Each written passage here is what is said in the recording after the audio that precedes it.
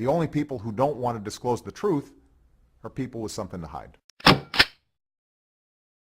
You tried to inspire young leaders by saying governments need to be held accountable and be responsive to the people. I wonder how you square that with your former advisor, Jonathan Gruber, claiming you were not transparent about the health law because, in his words, the American people, the voters, are stupid.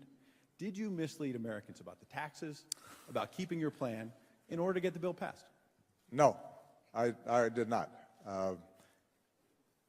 I just heard about this. I get well briefed before I come out here.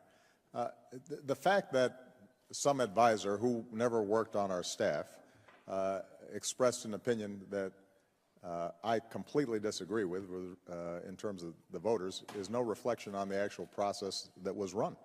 We had a year-long debate, Ed. I mean, go back and look at your stories.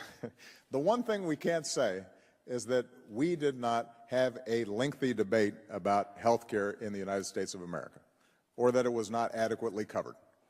I mean, I would just advise every press outlet here, go back and pull up every clip, every story, and I think it's fair to say that there was not a provision in the health care law that was not extensively debated and was fully transparent. Thing that's real cost control, that we know it'll work, go after this.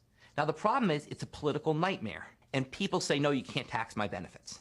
It feels like, so what we did a lot in that room was think about, well, how could we make this work? And Obama's like, well, you know, I mean, he's really a realistic guy. He's like, look, I can't just do this. He said, it's just not going to happen politically. The bill will not pass. How do we manage to get there through phase-ins and other things? And we talked about it. And he was just very interested in that topic. And once again, that ultimately became the genesis of what's called the Cadillac tax. Powerful Republicans in Congress say momentum is building for new hearings on whether the White House intentionally misled Americans to pass Obamacare. The scandal erupting again after video surfaced of a top Obamacare architect and White House advisor saying Americans are too stupid to know what's good for them, so they had to be tricked into accepting Obamacare. Now, for at least the third time in as many days, new video of Obamacare advisor Jonathan Gruber surfaced, with Professor Gruber explaining why you're all so stupid. It's a very clever, basic exploitation of the lack of economic understanding of the American voter. You just don't understand. But thank God we have Professor Gruber to explain it to us. Trace Gallagher walks us through it. Trace?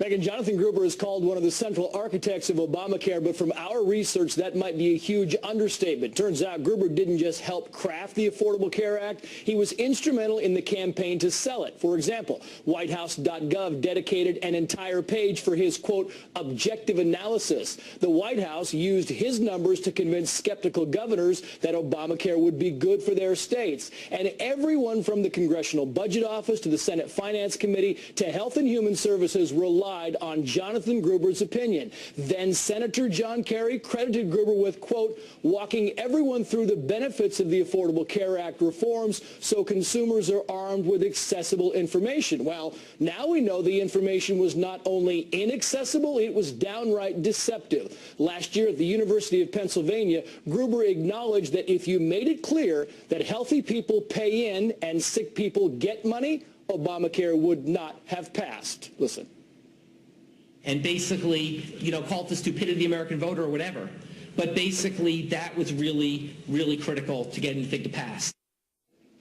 So instead of transparency, you get wool over the eyes. Gruber now calls his statements speakos, like typos, except he speakoed again and again. Last year at Washington University in St. Louis, he was bragging about the bait and switch, where instead of taxing policyholders, you tax insurance companies, knowing full well that insurance companies would pass along the cost to, yes, the policyholders. Listen.